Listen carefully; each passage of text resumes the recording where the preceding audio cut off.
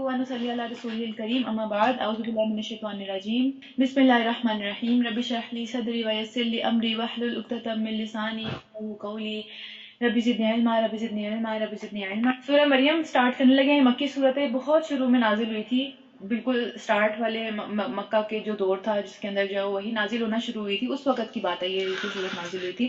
और इसके बाद इसके अंदर जो है वो हज़रत मरियम का किस्सा और उसके अलावा हज़रत ईसा अलैहिस्सलाम का किस्सा भी बयान किया अल्लाह ताला ने। तो चलें स्टार्ट करते हैं। अल्लाह का नाम से शुरू करते हैं जो कि निहायत ही मेहरबान और बड़ा ही रहम करने वाला है। काफ हा या आइन स्वाद। जिक्र है उस रहमत का जो तेरे रब ने अपने बंदे जकरिया पे नाजिल की। जकरिया जो थे वो हज़रत मरियम अलैहिस्सलाम के खालू थे, तो बात वहां से शुरू हो रही है। उस रहमत का अल्लाह ताला यहाँ पे जिक्र कर रहे हैं कि हज़रत ज़करिया पे जो रहमत नाजिल की थी। क्या रहमत थी? जबकि उसने अपने रब को चुपके चुपके पुकारा, दुआ की थी ना, बड़ी खूबसूरत उन्होंने दुआ की थी, अभी पढ़ने लगे हैं उनको उनकी क्या दुआ थी। लेकिन इतनी खूबसूरती से चुपके चुपके जो है वो अपनी ख्वाहिश का इजहार किसी और से नहीं किया सिवाय अल्लाह ताला की ज़ात के। तो उन्होंने अपने रब को चुपके चुपके पुकारा। उसने अर्ज किया कि ए मेरे परवरदिगार, मेरी हड्डियां तक घुल गई हैं, यानी मैं बहुत बूढ़ा हो चुका हुआ हूँ, मेरी हड्डियों ने भी जब जवाब दे दिया, इस तरह का मामला हो गया। और सर बुढ़ापे की वजह से सफेद बालों से भर गया है, यानी मैं इतना बूढ़ा हो गया हूँ। नबी थे वो अल्लाह ताला के उस टाइम पे, तो बनी इसराइल के पास वो नबी थे उस वक्त। और अभी ये उस वक्त की बात है जबकि हजरत ईसा अलैहिस्सलाम भी पैदा नहीं हुए हुए। और हजरत मरियम जो है उनके पास जब उन्होंने, हम पीछे पढ़ चुके हैं आले इमरान के अंदर, सूरह आले इमरान के अंदर नहीं पढ़ा था कि हजरत मरियम के पास जब वो जाते थे तो वो देखते थे कि उनके पास आसमान से अल्लाह की तरफ से खूबसूरत इतने अच्छे अच्छे और बेमौसमी और जन्नत के फल आए होते थे। तो उनसे पूछते थे कि मरियम ये कहाँ से आए हैं? तो वो क्या कहती थी कि अल्लाह की तरफ से आए हैं। तो फिर उन्होंने जो है वो बेचैन होकर जो है अल्लाह ताला से दुआ मांगी, ये वाली दुआ मांगी जो यहाँ पे हम पढ़ रहे हैं। क्या मेरे परवरदिगार, मेरी हड्डियां तक घुल गई हैं और सर बुढ़ापे से भड़क उठा है, यानी सारे बाल सफेद हो गए हैं। ऐ मेरे परवरदिगार, मैंने कभी तेरे से जब भी मांगा, मैं कभी मांग कर महरूम नहीं रहा, मुझे हमेशा, मैं खाली हाथ कभी भी नहीं गया तेरी तरफ से, मुझे हमेशा तूने मेरी झोली भर के मुझे वापस किया। तो मुझे पूरी उम्मीद है कि मैं आज भी तेरे से जब दुआ मांग रहा हूँ, और बेशक कितनी भी इम्पॉसिबल किस्म की दुआ मांगे अल्लाह ताला से, जिस तरह की भी दुआ मांगे जो कि हमें लगता है बहुत इम्पॉसिबल बात है, लेकिन मुझे यकीन है कि मैं जिस तरह पहले तूने मुझे कभी खाली हाथ नहीं लौटाया, इसी तरह आज भी तू मुझे खाली हाथ नहीं लौटाएगा। किस कदर खूबसूरत अंदाज है ये दुआ मांगने का अल्लाह ताला से।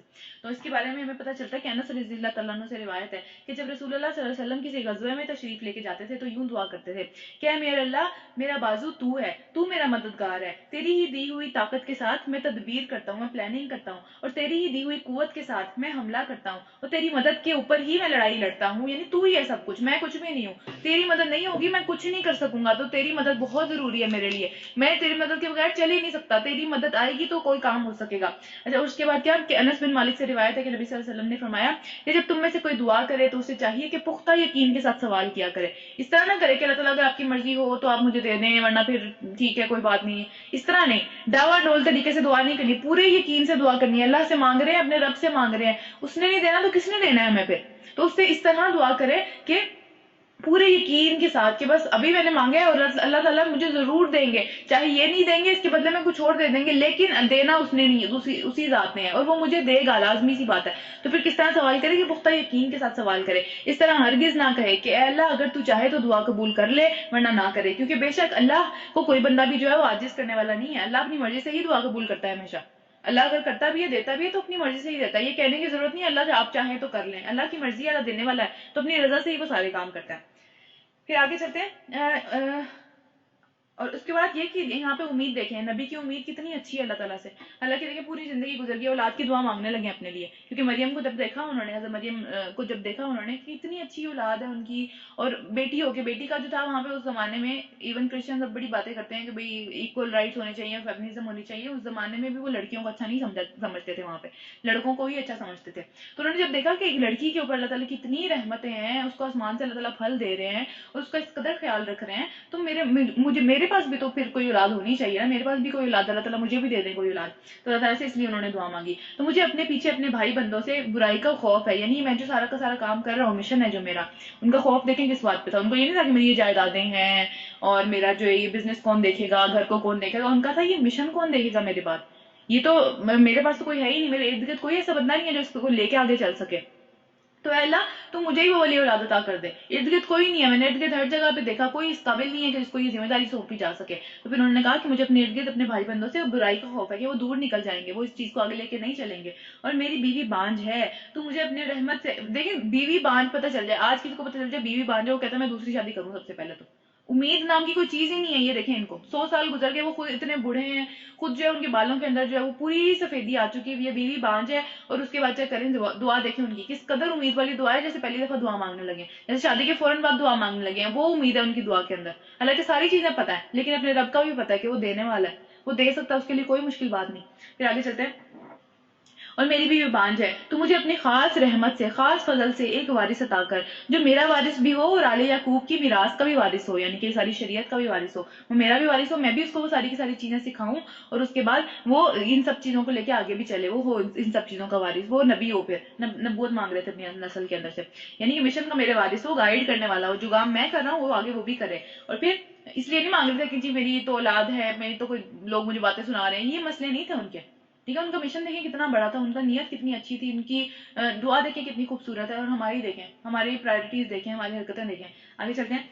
اور انہوں نے کیا دعا مانگی کہ اپنے اولاد کے لیے کہ اے میرے پروردگار, اس کو ایک پسندیدہ انسان بنانا, اس کو ایک صالح انسان بنانا, نہایت ہی اچھا, اپنے جس طرح کا آپ چاہیں کہ وہ بہترین انسان, جس طرح کی آپ انسانوں سے ایک طرح سے جو چیز اچھی ہونی چاہیے انسانوں میں, جو کہ پسندیدہ چیز اللہ کے ہاں ہے, وہی انسان کے اندر, اس کے اندر بھی بنانا. تو اللہ تعالیٰ نے اس کی دعا قبول فرما لی, اللہ تعالیٰ نے ان کی یہ دعا قبول فرما لی, اور پھر فرمایا کہ اے زکریا, میں تجھے ایک لڑکے کی بشارت دیتے ہیں, ہم تمہیں ایک لڑکے کی بشارت دیتے ہیں جس کا نام یحییٰ ہوگا. یہ واحد نام ہے جو اللہ تعالیٰ نے آسمان سے نازل کیا, باقی سب نام دنیا کے اندر تھے, اللہ تعالیٰ نے واحد نبی تھے جن کا نام اللہ نے تجویز کیا تھا ان کے آنے سے پہلے ہی, کہ اس کا نام یہ رکھا جائے گا. اتنا خوبصورت اللہ تعالیٰ نے ان کا نام بنایا کہ جس کا نام یحییٰ ہوگا. اور ہم نے اس کے نام کو, اس نام کا کوئی آدمی اس سے پہلے پیدا نہیں کیا, وہ اپنے نام کے پہلے آدمی تھے.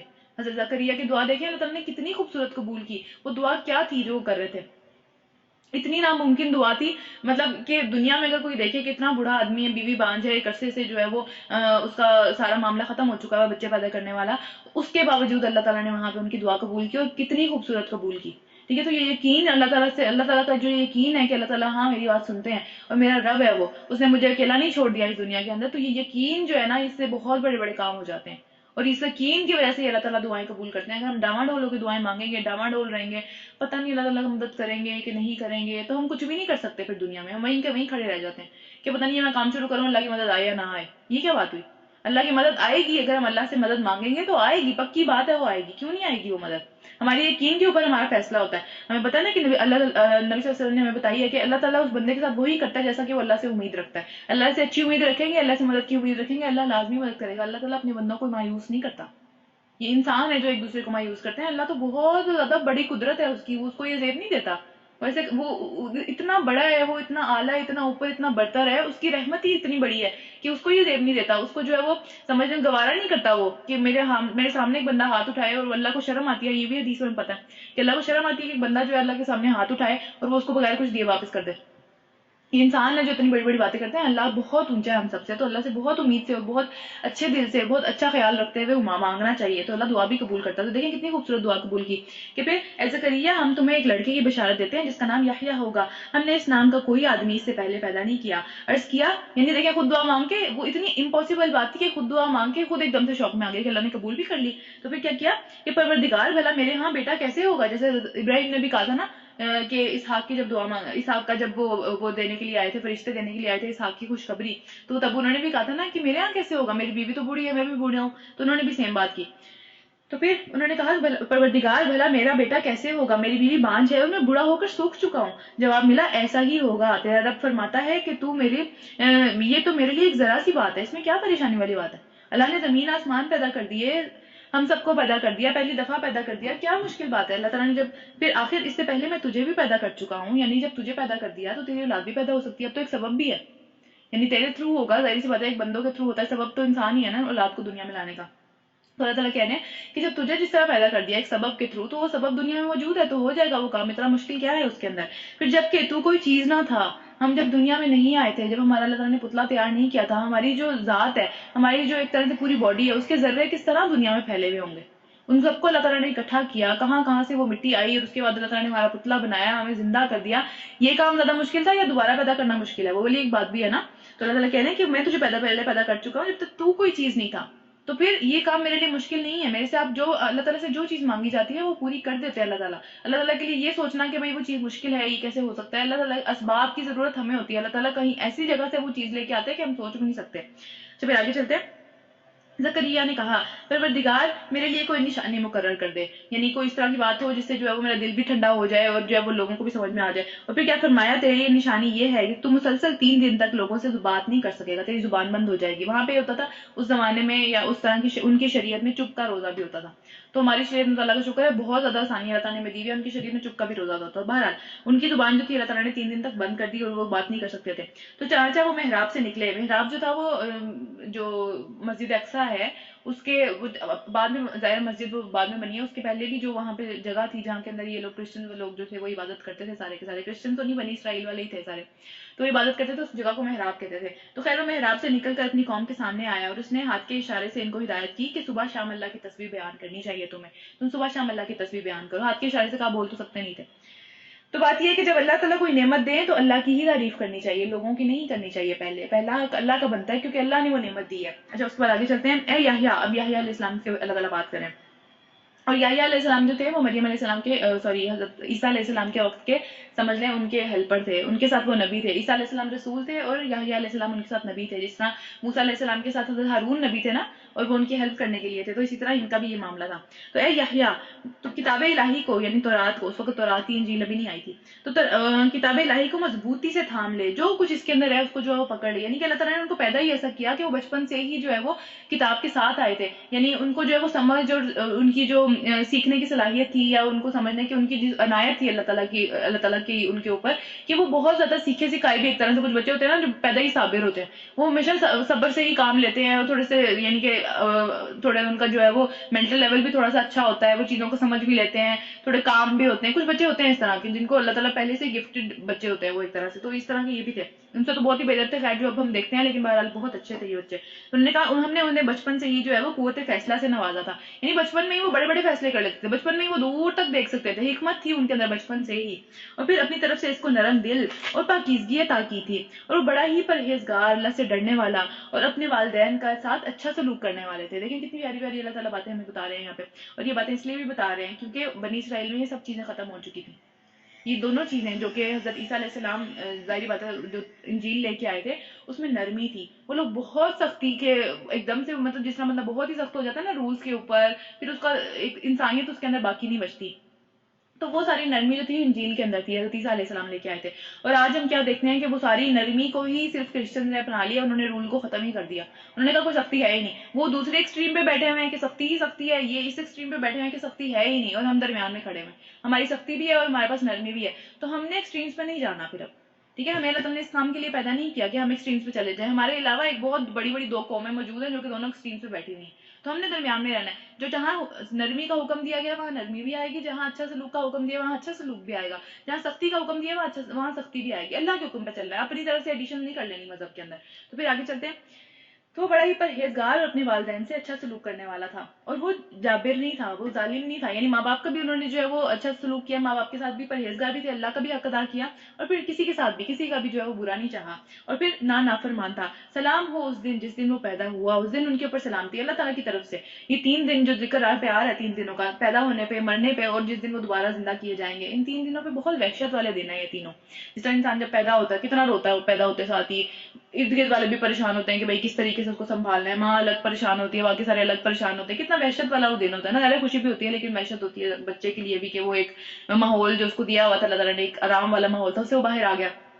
پھر جس دن مرتے ہیں اس دن میں کتنی وحشت ہوتی ہے، سارے گھر والے بھی پریشان ہوتے ہیں، اور وہ بندہ خود اس کا کیا حالات ہوتے ہیں کہ اب اکیلے قبر میں جانا ہے، کیا معاملہ ہوگا کیا نہیں ہوگا۔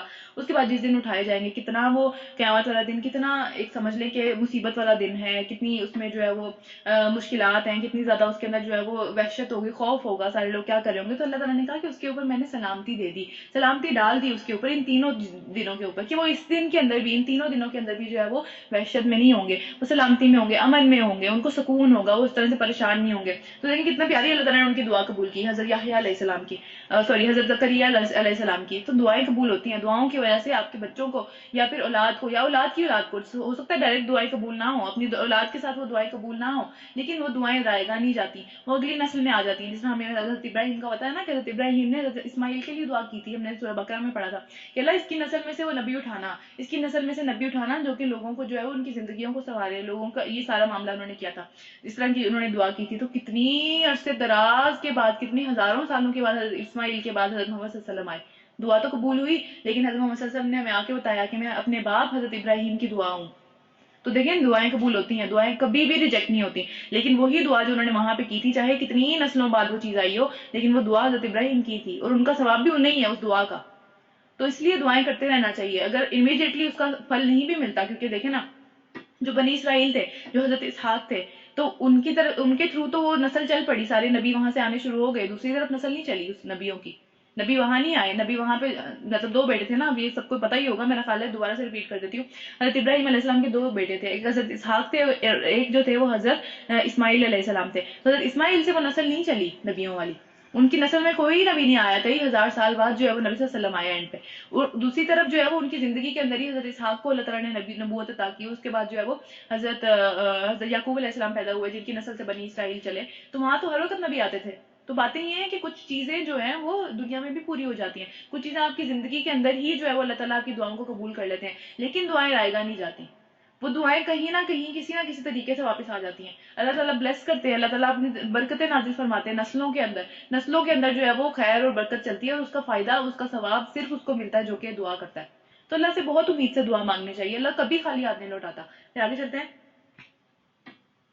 اور اے نبی صلی اللہ علیہ وآلہ وسلم، اس کتاب میں مریم کا یہ حال بیان کرو جبکہ وہ اپنے لوگوں سے الگ ہو کر مشرقی کونے میں چلی گئی تھی، یعنی محراب کے اندر چلی گئی تھی نا. ان کی ماں نے، جو حنا ان کی مدر تھی، انہوں نے دعا کی تھی نا. ہم پڑھ چکے ہیں سب قصہ سورہ آل عمران کے اندر، زیادہ ریپیٹ نہیں کروں گی، آگے چلنا ہے. تو اس میں انہوں نے دعا کی تھی کہ میرے پاس جو بھی ہوگا میں اس کو اللہ تعالیٰ کی مدد، اللہ تعالیٰ کی دین کی خدمت کے لیے جو وقف کر دوں گی. ان کا خیال تھا شاید بیٹا ہوگا، کیونکہ اس ٹائم پہ بیٹوں کو وقف کیا جاتا تھا. بہرحال ان کی بیٹی ہو گئی، مریم ہو گئی، تو انہوں نے مریم کو بھی وقف کر دیا. تو اس لیے وہ جو ہے وہ الگ ہو کے بس اللہ کی عبادت کرنے لگی تھی، اور پردہ ڈال کر ان سے چھپ کر بیٹھ گئی. اس حالت میں ہم نے اس کے پاس اپنی روح کو، یعنی کہ فرشتے کو، روح الامین حضرت جبرائیل علیہ السلام کو کہتے ہیں نا، تو اپنی روح کو یعنی فرشتوں کو بھیجا، اور اس کے سامنے ایک پوری انسان کی شکل میں، تندرست انسان کی شکل میں نمودار ہو گیا. اب ٹھیک ہے، ان کا تو کبھی انٹریکشن نہیں ہوا تھا حضرت مریم کا کسی بھی مرد کے ساتھ، اور یہ بہت ہی خوبصورت اور نوجوان مرد کی شکل میں جو ہے وہ حضرت جبرائیل علیہ السلام وہاں پہنچ گئے. تو پھر مریم یکایک بول اٹھی کہ اگر تو کوئی اللہ کا خوف کرنے والا آدمی ہے تو میں تجھ سے اللہ کی پناہ مانگتی ہوں، یعنی مجھے میرے قریب آنے کی ضرورت نہیں ہے، میرے سے دور رہو. یہ کیا، یہ وہ ڈر گئی ایک دم سے نا، انہوں نے ان کو جو ہے وہ اللہ کا ہی واسطہ دیا کہ اللہ کے واسطے میرے سے دور رہو. پھر آگے کیا ہوا، اس نے کہا، یعنی فرشتے نے کہا کہ میں تو تیری رب کی طرف سے بھیجا ہوا ہوں، مجھے آپ کے رب نے بھیجا ہے، اور اس لیے بھیجا گیا ہوں کہ تجھے ایک پاکیزہ لڑکے کی بشارت دوں، ایک پاکیزہ لڑکا ہوگا تیرے گھر پہ. اور پھر مریم نے کہا میرے ہاں لڑکا کیسے ہوگا جبکہ مجھے کسی انسان نے کبھی چھوا تک نہیں ہے، اور نہ ہی میں کوئی بدکار عورت ہوں، یعنی کوئی ذریعہ ہی نہیں ہے پیدا ہونے کا. کیسے ہو جائے گا، کیسے ہو جائے گا، تم کس طرح کے آگے مجھ سے باتیں کر رہے ہو. پھر فرشتے نے کہا ایسا ہی ہوگا، تیرا رب فرماتا ہے کہ ایسا کرنا میرے لیے بہت ہی آسان ہے، کوئی مشکل بات نہیں ہے اس میں، اور ہم یہ اس لیے کریں گے کہ اس لڑکے کو لوگوں کے لیے ایک معجزہ بنا دیں، ایک نشانی بنا دیں، اور اپنی طرف سے ایک خاص رحمت. اور یہ کام ہو کر ہی رہے گا، لکھا گیا، ہونا ہے اب یہ کام. ظاہری بات ہے اللہ تعالیٰ کی طرف لکھا گیا، لیکن یہاں دنیا کے اندر اسباب ہوتے ہیں نا، دنیا کے اندر پھر وہ پریگننٹ ہو گئی اور پھر 9 ماہ گزرے. دنیا میں وہ چیز آہستہ آہستہ اپنے ٹائم کے مطابق ہوتی ہے، لیکن اللہ کے ہاں لکھی جاتی ہے کہ ہاں یہ ہو کے رہے گی چیز. انسانوں کے لیے پھر ظاہری بات ہے کہ سٹیجز ہوتی ہیں اور سارے معاملے ہوتے ہیں. پھر مریم کو اس بچے کا حمل ٹھہر گیا، اور اس حمل کو لیے ہوئے وہ ایک دور مقام پر چلی گئی، یعنی بہت دور چلی گئی. اب لوگوں کی باتیں بھی سننی تھی، لوگوں نے بہت زیادہ تانے دینے تھے انہیں، یہ سارے معاملات ہونے تھے، ظاہر سی بات ہے بہت بڑی آزمائش آئی ان کے اوپر بھی. تو پھر آگے چلی گئی. پھر ظاہر ہے وہ مہینے گزر کے سارے، اور زچگی کی تکلیف نے اسے ایک کھجور کے درخت کے نیچے لا پہنچایا. یعنی اب وہ آخری مرحلہ آ گیا کہ جب اب ڈیلیور کرنا تھا بیبی کو، تو وہ اتنی زیادہ تکلیف تھی کہ انہوں نے اپنے آپ سے کہا، وہ کہنے لگی کہ کاش اس سے پہلے ہی میں مر جاتی اور میرا نام و نشان نہ رہتا، کہ اب تو ایک تو یہ اتنی بڑی زیادہ تکلیف ہے، اوپر سے اب لوگوں میں واپس کس طرح جائیں گی اس اولاد کو لے کے، اور پھر لوگ کس طرح کی باتیں کریں گے. ہر چیز سے ڈر لگ رہا تھا نا، اتنی پاکیزہ تھی کہ اب ہر چیز سے ان کو ڈر لگ رہا تھا کہ لوگ کہیں گے کہ یہ تو اتنی پاکیزہ تھی، اس نے تو کبھی کسی کو ہاتھ نہیں لگایا، اور یہ بچہ کہاں سے آ گیا. اب ان کو تو نہیں پتا تھا اللہ تعالیٰ کا کیا پلان ہے، لیکن بس آزمائش بہت بڑی تھی. تو انہوں نے کہا کہ اس سے پہلے ہی میں مر جاتی اور میرا نام و نشان نہ رہتا. یعنی کہ تکلیف مطلب ان کو اس بات کی تھی کہ بھئی عزت بھی جائے گی، اور اب یہ تکلیف بھی اتنی زیادہ آ گئی ہے. تو خیر فرشتے نے درخت کے نیچے سے ان کو پکارا. پھر آ گیا فرشتہ ان کی کاؤنسلنگ کرنے کے لیے. پھر آ گیا کہ غم نہ کر، کوئی پریشانی کی بات نہیں ہے، کوئی مسئلہ نہیں ہوگا، اللہ کی طرف سے آ گیا وہ، تیرے رب نے تیرے نیچے ایک چشمہ رواں کر دیا ہے، تو اس میں بیٹھ کے پانی پی آرام سے سکون سے، کوئی مسئلہ نہیں ہے، اور ذرا اس درخت کے تنے کو ہلا، تیرے اوپر تر و تازہ کھجوریں ٹپک پڑیں گی۔ یعنی دیکھیں رزق کے لیے اسباب اختیار کرنے پڑتے ہیں، اتنی مصیبت کی حالت میں بھی فرشتہ آ گیا آسمان سے، لیکن انہوں نے کہا کہ ہلو، اس چیز کو ہلاؤ تو رزق نیچے گر جائے گا، رزق اللہ نے رکھا ہوا وہاں پہ، لیکن خود محنت کرنی پڑے گی، اتنی تکلیف کے اندر بھی اس درخت کو ہلانا پڑے گا، پھر رزق گرے گا۔ تو ہم یہاں پہ بیٹھ کے سوچیں گے یار نہیں مطلب اللہ تعالیٰ نے رزق لکھا ہوا ہے، آرام سے کوئی مسئلہ ہی نہیں ہے، سکون سے بیٹھے رہیں، ایسا نہیں ہوتا۔ رزق کے لیے اسباب اختیار کرنے پڑتے ہیں، اور اس آیت سے اس بات کا پتہ چلتا ہے کہ جو مرضی حالات ہیں، جو مرضی چیزیں ہیں، رزق بہت قریب بھی ہے تو اس کو کم از کم ہاتھ بڑھا کے پکڑنا ہی پڑے گا، تو یہ اسباب اختیار کرنے پڑیں گے۔ بس تو کھا اور پی اور اپنی آنکھیں ٹھنڈی رکھ، آنکھیں ٹھنڈی رکھنے کا مطلب ہے کہ خوش رہیں، سکون کریں۔ آنکھیں ٹھنڈی ہونے کا جو لٹرل عربی میں مطلب ہے وہ یہ ہے کہ آنکھوں سے جب خوشی کے مارے پانی نکل آئے نا، اس کو کہتے ہیں آنکھیں ٹھنڈی ہونا، کہ آنکھیں اتنی ٹھنڈی ہو گئی ہیں کہ اب خوشی کے آنسو نکل رہے ہیں آنکھوں سے، تو اپنی آنکھیں ٹھنڈی کر۔ اور پھر اگر کوئی آدمی تجھے نظر آئے تو اس سے کہہ دے کہ میں نے رحمان کے لیے، اللہ تعالیٰ کے لیے روزے کی نظر مانی ہے، چپ کر روزے کی نظر مانی ہوئی ہے، میں بولوں گی نہیں کچھ بھی، کیونکہ اب تو آنے تھے تانے، اور اب آنی تھی مصیبتیں، اور اب آنے تھے جی اس طرح کی فضول قسم کی باتیں اور الزامات، تو اللہ تعالیٰ نے کیا کہا، چپ رہو، تم ان کو بولنے دو، چپ رہو۔ تو پھر کیا ہوا، تو اس سے کہہ دے کہ میں نے رحمان کے لیے روزے کی نظر مانی ہے، اس لیے میں آج کسی سے بھی نہ بولوں گی۔ اللہ تعالیٰ نے ان کو کہہ دیا کہ جواب دینے کی ضرورت نہیں ہے۔ اب کیا اللہ تعالیٰ کا پلان تھا، کیا ہوگا آگے چل کے، کون جواب دے گا، یہ ان کو نہیں پتا تھا، تو ان کی کچھ سچویشن امیجن کرنے والی ضرورت ہے، سچویشن امیجن کرنے کی ضرورت ہے کہ کیا مسئلہ تھا۔ سوری اب یہ باہر بارش شروع ہو گئی ہے، اس لیے آواز میرا خیال ہے آ رہی ہوگی آپ لوگوں کو بھی، اور بہت تیز بارش شروع ہو گئی ہے۔ اچھا خیر آگے چلتے ہیں۔ بارش کے وقت میں ویسے دعائیں قبول ہوتی ہیں، تو اگر کسی اور قرآن پڑھتے ہوئے بھی دعائیں قبول ہوتی ہیں، تو ضرور دعا کریں اپنے لیے بھی، اور روزے کی حالت میں ویسے ہی دعا قبول ہوتی ہے، تو ٹرپل ہمارے پاس بینیفٹ ہے اس ٹائم پہ۔ اچھا آگے چلتے ہیں۔ پھر وہ اس بچے کو لیے ہوئے اپنی قوم میں آ گئی، اب ظاہر بچہ ڈیلیور ہو گیا، وہ معاملہ ہو گیا، تب تک تو کسی سے نہیں بولا، لیکن اب واپس قوم میں جانا تھا، واپس قوم میں آئی، لوگ کہنے لگے اے مریم یہ تو نے بہت ہی بڑا گناہ کر ڈالا، یہ کیا کیا تم نے؟ اور پھر اے ہارون کی بہن، نہ تیرا باپ کوئی برا آدمی تھا، نہ تیری ماں کوئی بدکار عورت تھی، تو نے یہ کیا کیا، تو نے یہ چیزیں کہاں سے سیکھی ہیں؟ اور پھر مریم نے اپنے بچے کی طرف اشارہ کر دیا، لوگوں نے کہا ہم اس سے کیا بات کریں گے جو کہ گہوارے میں پڑا ہوا ہے، ایک دن کا بچہ ہمیں کیا بتائے گا، تم خود بتاؤ تم کیا کر کے آئی ہو؟ تو یہ ایک بچہ ہے، بچہ بول اٹھا، بچہ بول اٹھا، بچے نے کہا انی عبداللہ، میں اللہ کا بندہ ہوں۔ ایک دن کا بچے نے کہا، حضرت عیسیٰ علیہ السلام کی بات ہو رہی ہے، میں حضرت عیسیٰ کا قصہ پڑھ رہے ہیں، انہوں نے کہا میں اللہ کا بندہ ہوں، میری ماں سے نہ پوچھو، میرے سے پوچھو، میں بتاتا ہوں تمہیں۔ وہ معجزہ تھے، وہ پیدا ہوتے ہی معجزہ تھے، ان کی پیدائش معجزہ تھی، ان کا کنسیو ہونا، وہ حمل ٹھہرنا، وہ پریگننسی ٹھہر جانا، وہ بھی معجزہ تھا، ہر چیز معجزہ تھی۔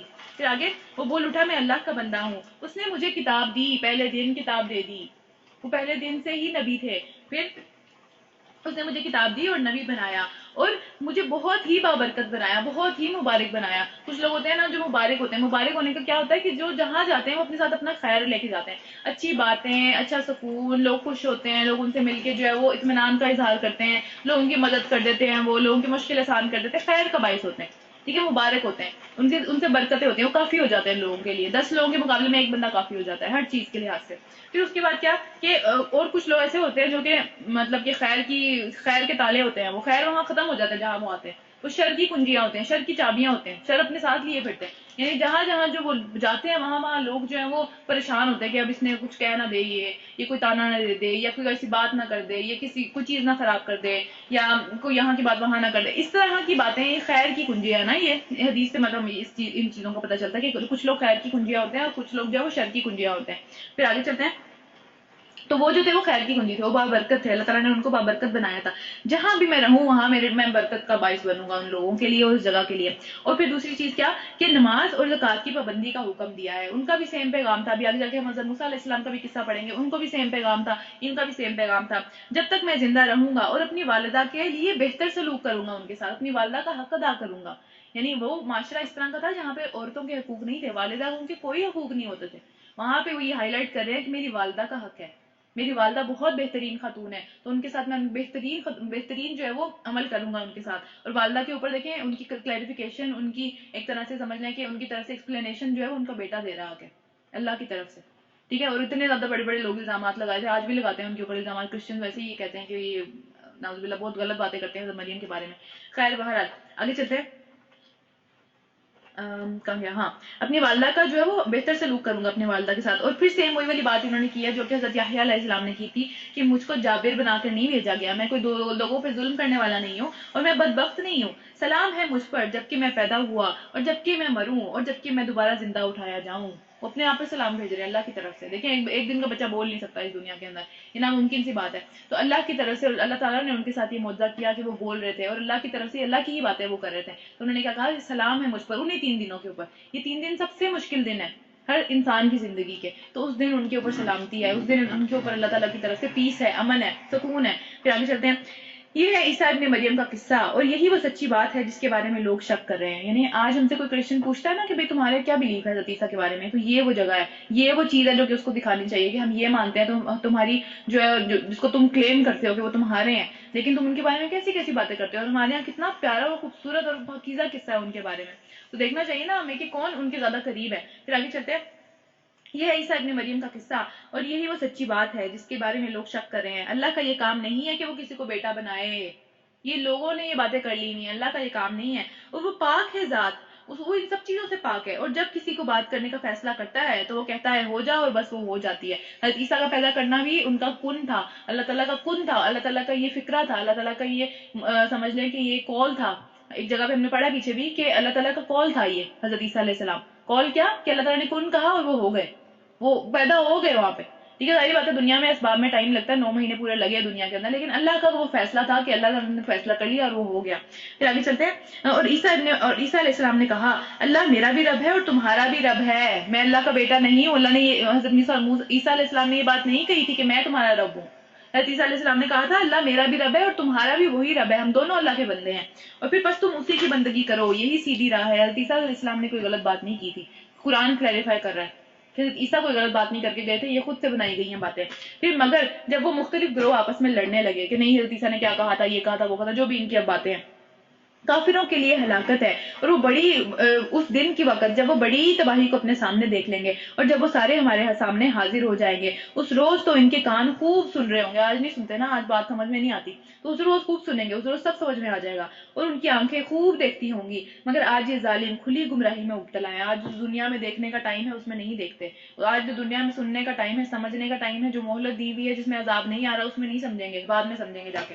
اے نبی صلی اللہ علیہ وسلم، اس حالت میں جبکہ یہ لوگ غافل ہیں اور ایمان نہیں لا رہے، انہیں اس دن سے ڈرا دو جبکہ فیصلہ کر دیا جائے گا، اور حسرت کے دن سے ڈرا دینا چاہیے. حسرت کا دن یہاں پہ یوم الحسرہ کا لفظ استعمال ہوا ہے قیامت کے دن کے لیے. حسرت اس چیز کو کہتے ہیں جو کہ ایسی چیز جو کہ انسان سے چھوٹ جائے اور کسی بھی صورت اس کو پکڑنے کی، واپس لے کے آنے کی، اس سے فائدہ اٹھانے کی امید باقی نہ رہے انسان کے اندر. کوئی بھی وہ کچھ بھی کر لے، پہاڑ توڑ لے، وہ چیز واپس نہیں آنے والی. تو اس چیز کو، اس فیلنگ کو جو آتی ہے اس کو حسرت کہتے ہیں. تو قیامت کے دن کو جو ہے وہ قرآن میں یوم الحسرت بھی کہا گیا ہے کہ اس دن اتنی پچھتاوے ہوں گے لوگوں کو، اتنی زیادہ جو ہے وہ اپنی وقت ضائع کیے ہوئے پہ. یعنی ساری چیزیں جو ہم جن کو کوشش کرنی چاہیے کہ یوز کر لیں، یعنی کہ جو جوانی ہے، ٹائم ہے اپنا، اپنی صحت ہے، اپنی صلاحیتیں ہیں، اپنی جو ہے وہ سمجھ لے کہ علم ہے، ان سب چیزوں کے اوپر جو ہم نے ضائع کر دیا، ان سب چیزوں کو اللہ کی راہ میں نہیں لگایا، ان سب چیزوں پہ حسرت ہوگی. اب ہر چیز کے اوپر حسرت ہوگی. جیسے ہمیں حدیث پہ پتہ چلتا ہے، نبی صلی اللہ علیہ وسلم نے بتایا کہ جو لوگ کسی جگہ پر مجلس کریں، آپس میں بیٹھیں، ملے جلیں اور اس میں اللہ کا ذکر نہ کریں، صرف کرنے کے لیے وہ مجلس کریں اور اس میں اللہ کا نام بھی مینشن نہ کریں ایک بھی دفعہ، وہ چیز قیامت والے دن باعث حسرت ہو جائے گی. اس کے اوپر وہ افسوس کریں گے کہ ہم کیوں ملے، ہم نے اللہ کا نام کیوں نہیں وہاں پہ مینشن کیا. کیونکہ اللہ کا نام وہاں مینشن کیا جائے تو وہ پوری جو مجلس ہے وہ گواہی کے طور پہ کھڑی ہو جائے گی. وہاں پہ آ کے وہ پوری جگہ جہاں پہ وہ بیٹھے تھے وہ پوری جگہ گواہی کے طور پہ کھڑی ہو جائے گی قیامت والے دن کہ اللہ انہوں نے ذکر کیا تھا، ان کو جو ہے وہ یہ ہم گواہ ہیں اس کے. پھر اس کے بعد جو آدمی کسی راستے پر چلے اور اس راستے پر چلتے ہوئے اللہ کا ذکر نہ کرے، یعنی گاڑی پہ جا رہے ہیں، ہم گانے تو بڑے شوق و ذوق سے سنتے ہیں نا، فٹافٹ گاڑی میں بیٹھتے بھی نہیں ہیں، گانے پہلے لگتے ہیں ہمارے، اللہ کا ذکر نہیں کرتے، تو وہ سارا راستہ اس کا وہ چلنا، اس کا وہ سفر کرنا حسرت کا باعث بن جائے گا. قیامت والے دن انسان کہے گا میں نے کیوں نہیں استعمال کیا اسے، میں نے کیوں اس کے اوپر جو ہے وہ اللہ تعالیٰ کا ذکر نہیں کیا، کیوں میں نے اس کو جو ہے وہ اس چیز میں ضائع کر دیا، مجھے ایسا نہیں کرنا چاہیے تھا، مجھے جب ٹائم دیا گیا تھا مجھے کر لینا چاہیے تھا. کیونکہ وہ جتنی بھی کر لیں گے کم رہیں گی، جتنی بھی کر لیں گے اس کے بعد بھی انسان کی کوشش ہوگی کہ کاش تھوڑی سی اور کر لیتے. پھر اس کے بعد اور ایک اور جو ہے وہ آدمی ہوگا جو کہ اپنے بستر پر آئے، ایسا آدمی جو اپنے بستر پر آئے سونے کی گھر سے اور اللہ کا ذکر نہ کرے اور سو جائے، تو وہ سونا بھی، وہ پوری رات کا سونا اس کے لیے باعث جو ہے حسرت ہو جائے گا. اس کے الٹ کیا ہے کہ اگر ہم جو ہے اللہ کا ذکر کر کے سوئیں، وضو کی حالت میں سوئیں، وہ پوری رات کی جو ہے وہ ثواب ملتا ہے، عبادت کا ثواب ملتا ہے. تو دیکھیں یہ چیزیں جو ہے وہ الٹی ہیں. اگر ہم ان کو الٹا سینس میں لے کے جائیں گے، اس کے اوپر اللہ کا ذکر نہیں پڑھیں گے، تو وہ باعث برکت نہیں رہیں گی، وہ کسی کام کی نہیں رہیں گی ہمارے. اور وہ ایک ایک چیز جس کے اوپر اللہ کا ذکر نہیں ہوا ہوگا، جس کو ہم نے اللہ کی راہ میں نہیں لگایا ہوگا، وہ ٹائم، وہ لمحے، وہ سیکنڈز جو بھی ہے، ٹھیک ہے، وہ سب چیزیں ہمارے لیے باعث حسرت بن جائیں گی کہ کیوں دنیا کی زندگی کے لیے اس کو لگا دیا، یہاں لگانا چاہیے تھا، یہ چیز ضروری تھی. ٹھیک ہے، تو وہ تو تب پتہ چلے گا، ابھی تو پتہ ہی نہیں ہے. ابھی اس حدیث سے ہی تھوڑا بہت سمجھ میں آتا ہے کہ بھئی اس کو جو ہے وہ ہر چیز کو اللہ کی راہ میں لگانے کی کوشش کرنی چاہیے. تو اس وجہ سے جو ہے وہ اس دن کو جو ہے وہ بہت زیادہ یوم الحسر اللہ تعالیٰ نے یہاں پہ کہا ہے کہ سب اپنی کوتاہیوں پر سخت نادم ہوں گے، سخت زیادہ. ہر چیز چھوٹی سے چھوٹی، مومن بھی اور بڑے بڑے سمجھ لے کہ ولی اللہ بھی، کیونکہ غلطیاں سب سے ہو جاتی ہیں نا. تو ہر بندہ اپنی غلطیوں پہ نادم ہوگا، کوئی ایسا بندہ نہیں ہوگا جو غلطیوں پہ نادم نہیں ہوگا. ہم نے پہلے بھی یہ حدیث پڑھی تھی کہ جب سارے کے سارے یوم القیامت جو ہے وہ شروع نہیں ہو رہا ہوگا، تو ساری قوم حضرت آدم علیہ السلام کے پاس جائے گی، ساری دنیا کے لوگ، کہ آپ جو ہے وہ سب سے پہلے انسان تھے، آپ کو اللہ تعالیٰ نے سجدہ کروایا، تو آپ اللہ سے دعا کریں. تو وہ کہیں گے کہ نہیں نہیں، میرے سے یہ غلطی ہو گئی تھی، ایک غلطی ہوئی ان سے پوری زندگی میں، وہ بھی شیطان نے بہکا دیا، انہوں نے توبہ بھی کر لی، اس کے اوپر وہ نادم ہوں گے، اس پہ وہ کہیں گے کہ نہیں میرے سے وہ غلطی ہو گئی تھی، میں نہیں اللہ کے سامنے کھڑے ہو سکتا. ٹھیک ہے، تو اس طرح سارے نبیوں سے گزرتے گزرتے وہ نبی صلی اللہ علیہ وسلم کے پاس آئیں گے. وہ ہم نے پہلے بھی پڑھ چکے ہیں، جو مقام محمود کی دفعہ ہم نے پڑھا تھا کہ کیسے وہ مقام محمود نبی صلی اللہ علیہ وسلم کو ملے گا. اچھا خیر، آگے چلتے ہیں. کہاں گیا؟ ہاں. تو اس روز وہ خوب کان لگا کر سن رہے ہوں گے اور ان کی آنکھیں بھی خوب دیکھتی ہوں گی، مگر آج یہ کھلی گمراہی میں مبتلا ہیں. اے نبی صلی اللہ علیہ وآلہ وسلم، اس حالت میں کہ جب سے یہ لوگ غافل ہیں اور ایمان نہیں لا رہے، انہیں اس دن سے ڈرا دو جبکہ فیصلہ کر دیا جائے گا اور حسرت کرنے کے سوا کوئی چارہ نہیں رہے گا. آخرکار ہم ہی زمین اور اس کی ساری چیزوں کے وارث ہوں گے، جن میں پڑھ کے جو ہے وہ یہ سارے کی ساری چیزیں بھول جاتے ہیں، باقی جو اصل کام ہے وہ بھول جاتے ہیں زمین کی چیزوں کے اندر سے، اور پھر ہم سب سارے ہی ہماری طرف پلٹائے جائیں گے. رکو نمبر 2 ختم ہوتا ہے، یہاں تیسرا شروع کریں سورہ مریم کا. اور اس کتاب میں ابراہیم علیہ السلام کا قصہ بیان کرو، بے شک وہ ایک بڑا ہی سچا آدمی تھا اور ایک نبی تھا. انہیں ذرا یہ موقع یاد دلاؤ کہ جبکہ اس کے باپ نے اس سے کہا، اب ایک اور قصہ آ رہا ہے، ابراہیم علیہ السلام کا بہت دفعہ ذکر ہوا قرآن میں، ہم پیچھے بھی پڑھ چکے ہیں، آگے بھی آئے گا، کہ جب ان کے باپ نے ان سے کہا کہ اس نے اپنے باپ سے کہا کہ ابا جان، آپ کیوں ان چیزوں کی عبادت کرتے ہیں جو نہ سنتی ہیں نہ دیکھتی ہیں اور نہ آپ کا کوئی کام بنا سکتی ہیں. مطلب وہ بتوں کی بت پرستی کرتے تھے، اور ان کا باپ جو تھا وہ بت بناتا تھا، بڑا ماہر تھا وہ بت بنانے میں. تو پھر آگے کیا ہوا؟ ابا جان، میرے پاس ایک ایسا علم آیا ہے جو آپ کے پاس نہیں ہے. یعنی ایسا ہو سکتا ہے کہ بعض اوقات اولاد جو ہے وہ اپنے والدین سے بہتر ہو سوچنے میں، سمجھنے میں اور اس طرح کے معاملے میں، لیکن اس میں ان کا ایٹیٹیوڈ کس طرح کا ہے، کتنا خوبصورتی سے وہ اپنے باپ سے بات کریں، حالانکہ وہ جو ہے وہ مشرک تھے اور کوئی بات بھی نہیں مان رہے، تو کتنے اچھے طریقے سے اپنے باپ سے بات کریں پھر بھی، حالانکہ زیادہ علم ان کے پاس ہے پھر بھی. تو پھر جو آپ کے پاس نہیں آیا، آپ میرے پیچھے چلے، میں آپ کو سیدھا راستہ بتاؤں گا. ابا جان، آپ شیطان کی بندگی نہ کریں، شیطان تو رحمان کا نافرمان ہے، وہ تو مطلب اس کی تو پھٹکار پڑ چکی ہوئی ہے. پھر پیار سے، ابا جان مجھے ڈر ہے کہ کہیں آپ رحمان کے یعنی اللہ تعالیٰ کے عذاب میں مبتلا نہ ہو جائے اور شیطان کے ساتھی نہ بن جائے. اور پھر دوبارہ، اے میرے ابو، اے میرے باپ. ابراہیم علیہ السلام، باپ نے کہا، سوری یہ تو ہو گیا، اچھا، باپ نے کہا، ابراہیم کیا تو میرے معبودوں سے پھر گیا ہے؟ یعنی یہ چیزیں جو میں بنا رہا ہوں، میرا پورا بزنس چل رہا ہے، ساری بات ہے، تو لوگ آ کے جو ہے چڑھاوے چڑھا رہے ہیں اور میرا بیٹا ہی یہ بات کر رہا ہے. تو انہوں نے کیا کہا کہ کیا تو میرے معبودوں سے پھر گیا ہے؟ اگر تو باز نہ آیا تو میں تجھے سنسار کر دوں گا. دیکھیں ذرا کتنا سخت ہو جاتا ہے انسان کا دل اپنے اس طرح کی چیزوں کے اوپر، کتنا اڑ جاتا ہے انسان کہ اپنے بیٹے کو ہی سنسار کر دیتا ہے. اور پھر بس تو ہمیشہ کے لیے میری نظروں سے دور ہو جا، نکل جاؤ اس گھر سے. یہ آج بھی دھمکیاں نا، ابوؤں کی اسپیشل دھمکی ہے، تو یہ ہمیشہ سے چلتی آ رہی ہے. تو پھر آگے چلتے ہیں، بس تو ہمیشہ کے لیے میری نظروں سے دور ہو جا. ابراہیم نے کہا، سلام ہے آپ کو، سلامتی ہو آپ کے اوپر، آپ کو امن ملے، آپ کو سلامتی ملے. وہ یہ نہیں کہا کہ ٹھیک ہے اب میں جا رہا ہوں اس گھر سے، یہ کیا ہو گیا میرے ساتھ، میں تو سچی بات ہی کر رہا تھا، ان کو تو راس ہی نہیں ہے. یہ ساری باتیں ہم کتنی زیادہ آرام سے کر دیتے ہیں نا، ہم سچے ہونے کی ہماری دیر ہے، اس کے بعد ہمارا ایٹیٹیوڈ دیکھنے کی دیر ہے. تو ابراہیم سے زیادہ سچا تو کوئی تھا ہی نہیں. تو پھر ان کا ایٹیٹیوڈ دیکھیں اپنے باپ کے ساتھ کس طرح کا تھا، وہ بھی مشرک باپ جو کہ بہت دور نکل گیا گمراہی کے اندر سے. اللہ نے ہدایت دے دی، اللہ تعالیٰ نے نبوت عطا کر دی، پھر بھی ان کا کیا ایٹیٹیوڈ ہے اپنے باپ کے ساتھ، کس طرح اس سے وہ پیار سے بات کرے. اور ہمارا دیکھیں ذرا، ہمیں تو کوئی حالات نہیں ہے، ہمارے کوئی اوقات نہیں ہے، پھر بھی ہمارا ایٹیٹیوڈ دیکھیں ماں باپ کے ساتھ کس طرح کا ہے. پھر آگے چلتے ہیں. ابراہیم نے کہا، سلام ہے آپ پر، میں آپ کے لیے اپنے رب سے دعا کروں گا کہ وہ آپ کو معاف کر دے. پھر اسی دعا کی وجہ سے ابراہیم علیہ السلام کو اللہ تعالیٰ نے روکا تھا نا کہ تم اپنے باپ کے لیے دعا نہ کرنا، وہ مشرک تھا. تو پھر آگے چلتے ہیں. میرا رب مجھ پر بہت ہی مہربان ہے. دیکھیں کتنی اچھی امید ہے ان کو بھی اپنے رب سے. تو جو اللہ کو جاننے والے ہوتے ہیں، جو علم والے ہوتے ہیں، اسپیشلی جو نبی ہیں، ان کا تو لیول ہی ڈفرینٹ ہے، لیکن جو علم والے ہوتے ہیں وہ اللہ کو پہچانتے ہیں، وہ کہتے ہیں کہ یار اللہ تعالیٰ ہر چیز پر قدرت رکھتا ہے، اس کے لیے کچھ مشکل کام نہیں ہے. تو اس لیے اللہ کو پہچاننے کے لیے علم سیکھنا بہت ضروری ہے، ورنہ ہم اپنے خیال میں ہی کچھ سوچتے رہتے ہیں کہ اللہ یہ ہے، اللہ یہ ہے، جو کہ ظاہر اللہ کا حق نہیں ہے وہ ساری چیزیں کہ ہم اللہ کے بارے میں اس طرح چیزیں سوچیں۔ پھر میں آپ لوگوں کو بھی چھوڑتا ہوں اور ان ہستیوں کو بھی چھوڑتا ہوں، یعنی جا رہا ہوں میں، ٹھیک ہے، اللہ تعالیٰ کے نبی نے ہجرت کر لی وہاں سے، حضرت ابراہیم علیہ السلام نے سب سے پہلے ہجرت کی تھی پوری انسانیت کے اندر، تو ان کی جو آج بھی ہجرت کرتا ہے اپنے ایمان کو بچانے کے لیے، اپنے دین کو بچانے کے لیے، وہ حضرت ابراہیم کی ہی ایک طرح سے سنت فالو کر رہا ہوتا ہے۔ پھر میں آپ لوگوں کو بھی چھوڑتا ہوں اور ان ہستیوں کو بھی چھوڑتا ہوں جنہیں آپ خدا کو چھوڑ کر پکارتے ہیں، میں تو اپنے رب کو ہی پکاروں گا، سب کچھ چھوڑ دوں گا، سارے کے سارے رشتے بھی چلے گئے، جگہ بھی چلی گئی، سارے کے سارے جو ہے وہ دوست بھی چلے گئے، باپ بھی چلے گئے، ہر چیز چلی گئی، ہر چیز چھوٹ گئی، اور پھر اکیلے وہاں سے چل پڑے، اور امید ہے کہ میں اپنے رب کو پکار کر نامراد نہیں رہوں گا، میں اللہ کے لیے چھوڑوں گا، مجھے وہ اکیلا نہیں چھوڑ دے گا، وہ میرا رب ہے، وہ مجھے کبھی اکیلا نہیں چھوڑا، مجھے کبھی اس نے محروم نہیں رکھا، میں نے جب اس کو پکارا اس نے مجھے دیا ہے۔ حالانکہ ہمارے ساتھ بھی یہی معاملہ ہے، لیکن ہم اس کا ذکر نہیں کرتے نا، ہم کہتے ہیں کہ وہ والی چیز نہیں ملی، وہ والی چیز نہیں ملی، حالانکہ ہر چیز مل جاتی ہے، ہر چیز جو ہے وہ کسی نہ کسی طریقے سے پوری ہو جاتی ہے، ہماری بہت ساری چیزیں ایسی ہیں جو کہ اللہ تعالیٰ نے ہمیں بغیر مانگے دی ہوئی ہیں، بلکہ میجورٹی چیزیں ایسی ہیں جن کے لیے ہم مانگتے ہیں، انہیں پہ ہماری سوئی اڑ جاتی ہے کہ آج ہی ہمارے سامنے ہی وہ چیز آ جائے۔ تو دیکھیں ان نبیوں کو دیکھیں کہ امید ہے کہ میں اپنے رب کو پکار کر کبھی محروم نہیں رہوں گا، میں نے جب اس کو پکارا اس نے مجھے دیا۔ حضرت زکریا کا بھی یہی والا معاملہ تھا نا، تو بس جب وہ ان لوگوں سے اور ان کے معبود اور ان غیر اللہ سے جدا ہو گیا، ہجرت کر گئے، تو ہم نے اس کو اسحاق اور یعقوب جیسی اولادیں دی، کتنی نیک اولادیں دی، کتنی زیادہ نسلوں کے اندر وہ ساری کی ساری چیز چلی، سارے نبی انہی کے نسل میں سے آئے پھر۔ تو دیکھیں اللہ تعالیٰ جو ہے کمپنسیٹ کر دیتے ہیں کسی نہ کسی طریقے سے، کوئی چیز ایک لیتے ہیں اس کے بدلے میں اس سے بڑھ کے چیز دے دیتے ہیں۔ تو یہ سوچنا اللہ کے بارے میں، میرے اوپر ساری مصیبتیں آتی ہیں، میرے ساتھ یہ معاملہ ہے، میرے ساتھ ایسا کیوں ہوا، یہ کیوں ہوا، ہمیں یہ سوچنا چاہیے یہ چیز لے لی ہے تو کیا بڑھ کے دیں گے، اس سے بڑھ کے کیا رکھا ہوا میرے لیے، ہم دیکھتے ہی نہیں ہیں، ہماری نظر ہی نہیں ہے وہ چیز دیکھنے کی، ہمارے سامنے وہ چیز پڑی ہوئی ہوتی ہے لیکن ہماری نگاہ بس دوسری طرف ہی جاری ہوتی ہے، ہمیں وہ سامنے والی چیز ہی نظر نہیں آتی، وہ برکتیں، وہ رحمتیں، وہ نعمتیں نظر ہی نہیں آتی اللہ تعالیٰ کی جو اللہ تعالیٰ ہمارے پہ کر رہے ہوتے ہیں، ہماری ایک ہی چیز پہ سوئی اڑ جاتی ہے، ہم اللہ کی تقدیر میں راضی ہی نہیں ہوتے۔ تو پھر آگے چلتے ہیں، تو ہم نے اس کو اسحاق علیہ السلام اور یعقوب علیہ السلام جیسی اولاد دی، اور ہر ایک کو نبی بنایا، سب کو نبی بنایا اللہ تعالیٰ نے۔ دیکھیں ماں باپ چھین لیے تو کس قدر اچھی اولاد دے دی۔ تو اسی طرح ہوتا ہے نا کہ بعض اوقات اس طرح ہوتا ہے کہ ماں باپ کے گھر میں کوئی سکھی نہیں ہوتا، اس کو اپنے شوہر کے ساتھ سکون مل جاتا ہے، اگر جو ہے وہ شوہر سے سکون نہیں ملتا، بچوں سے سکون مل جاتا ہے، بچے اچھے ہو جاتے ہیں، تو اولاد یا ادھر ادھر سے کہیں سے بھی سکون مل جانا، یہ وہی دعائیں ہیں نا جو آپ سکون کی مانگ رہے ہیں، کہیں سے تو ملا ہے نا، اللہ تعالیٰ نے آپ کو کہیں سے تو پورا کر دیا، کہیں نہ کہیں سے تو کمپنسیٹ کر دیا، ہم شکر ہی نہیں ادا کرتے اللہ تعالیٰ کا، ہماری سوئیاں وہیں اڑی رہتی ہیں، پوری زندگی گزر جاتی ہے، ہماری ناشکری نہیں ختم ہوتی۔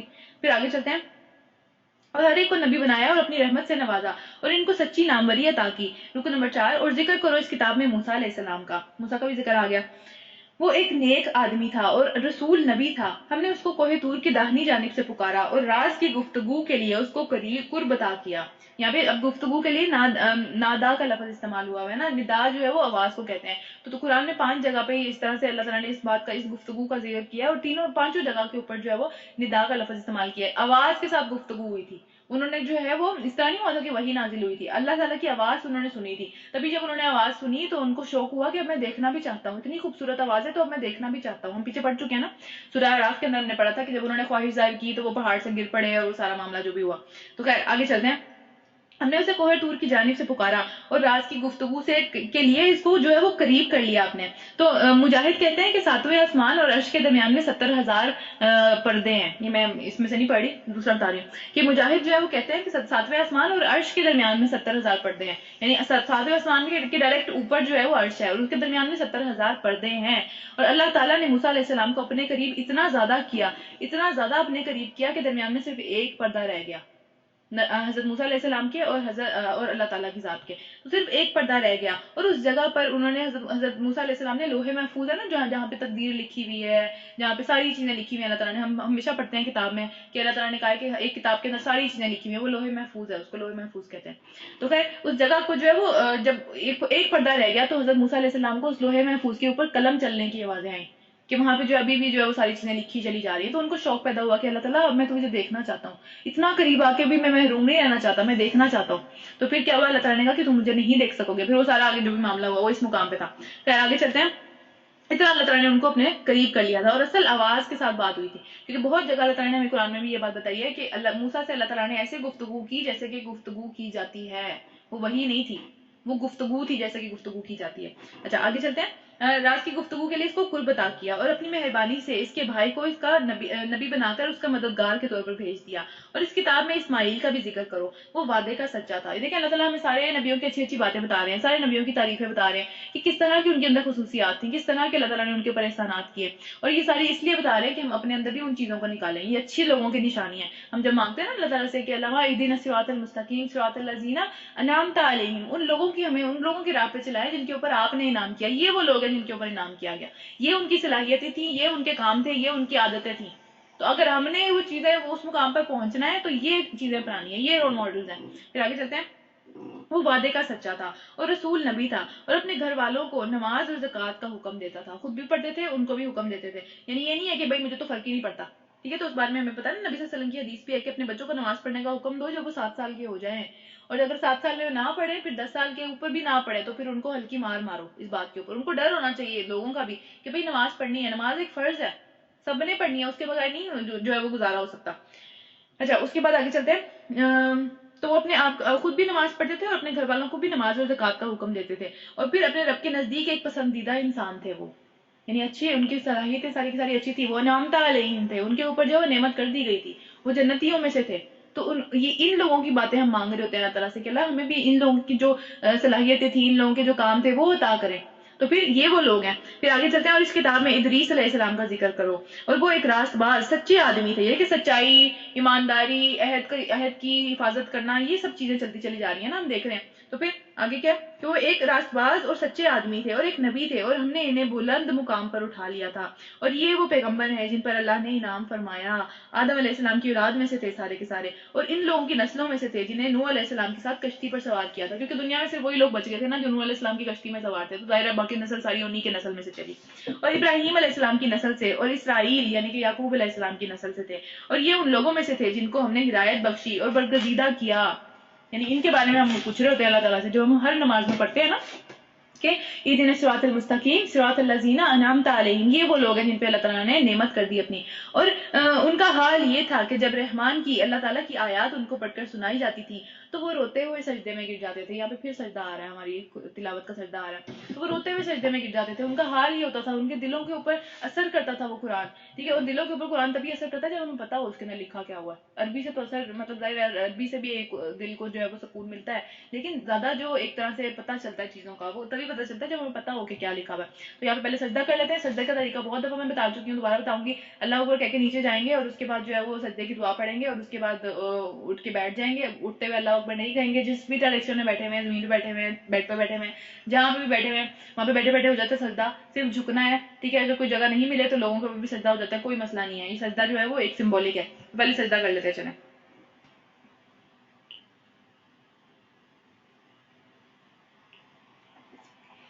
چلیں جی آگے بڑھتے ہیں. پھر ان کے بعد ان کی اولاد میں سے نالائق اولاد پیدا ہوئی جنہوں نے نمازوں کو ضائع کیا. تو نالائق اولاد وہ نہیں ہے جو کہ اسکول میں فیل ہو جاتی ہے. نالائق اولاد وہ ہے جو کہ نمازوں کو نہ پڑھے، نمازوں کو ضائع کرے. اور نمازوں کو ضائع کرنے کا کیا مطلب ہے؟ ابن مسعود کہتے ہیں کہ اس سے مراد نمازوں کو اتنی دیر سے پڑھنا ہے کہ اس کا وقت ہی نکل جائے. اصل یعنی نماز کو ضائع کرنے کا یہ مطلب نہیں ہے کہ جو ہے آپ نے پڑھی نہیں تو پھر اس کا وقت ہی نکل جائے. تو لوگوں نے کہا ہمیں تو لگا کہ شاید جس طرح ہم بھی یہ کہیں گے نا، ہمیں تو لگا کہ نماز کو ضائع کرنے کا یہ مطلب ہے کہ نماز پڑھی ہی نہ جائے. تو پھر ابن مسعود نے کہا کہ نہیں، وہ تو کفر ہے. نماز چھوڑ دینا اپنی مرضی سے وہ تو کفر ہے، اس کو تو چھوڑ ہی دو. ضائع کرنے کا مطلب یہ ہے کہ اس کو پڑھا لیکن اتنے برے ٹائم پہ پڑھا کہ اس کا ٹائم ہی نکل گیا ہوا تھا اصل. اچھا، اور کون سا ہے اور جو صحیح والا ٹائم ہے وہ کون سا ہے؟ اس میں تھوڑا سا ایکسپلین کریں گی؟ یہ میں اینڈ پہ کروں گی. ابھی صدو باجی یہ درمیان میں نا بولنا نہ کریں کیونکہ اس کی ریکارڈنگ ہو رہی ہوتی ہے، باقی سارے لوگ بھی سنیں گے نا پھر. تو اینڈ پہ بھی جس کا جو سوال رہ جاتا ہے وہ اینڈ پہ ہم دیکھیں گے اس کو انشاءاللہ تعالیٰ. ٹھیک ہے، تو درمیان میں ابھی ایک طرف چل لیں گے کیونکہ ابھی ادھر تو بہت کم لوگ ہیں اور بھی لوگ سن رہے ہوتے ہیں اس چیز کو. اچھا، اس کے بعد پہلے ہم کمپلیٹ کر لیتے ہیں کہ نماز ضائع کرنے کا مطلب کیا ہوتا ہے. خیر، نماز ضائع کرنے کا میں نے بتا دیا کہ ٹائم سے ہٹ کے اس کو جو ہے بہت لیٹ کر دیں کہ اب اگلی نماز کا ٹائم ہونا شروع ہو گیا ہے اور اس کے اوپر جو ہے وہ اب نماز پڑھی جا رہی ہے پچھلی والی. اچھا، اس کے بعد کیا ہے کہ زویری کہتے ہیں کہ دمشق میں جو ہوں انس بن مالک سے ملنے کے لیے گیا، صحابی تھے انس بن مالک. تو پھر صحابیوں کے نیچے جو تھے وہ تابعین تھے، اور اس کے بعد تبع تابعین تھے. یہ 4 نسلیں تھیں. ٹھیک ہے، ایک نبی صلی اللہ علیہ وسلم کی نسل تھی، نبی صلی اللہ علیہ وسلم کے ساتھ والے لوگ تھے جو کہ صحابی تھے، اس کے نیچے والے جو تھے ان میں سے تھے یہ زبیری جو تھے.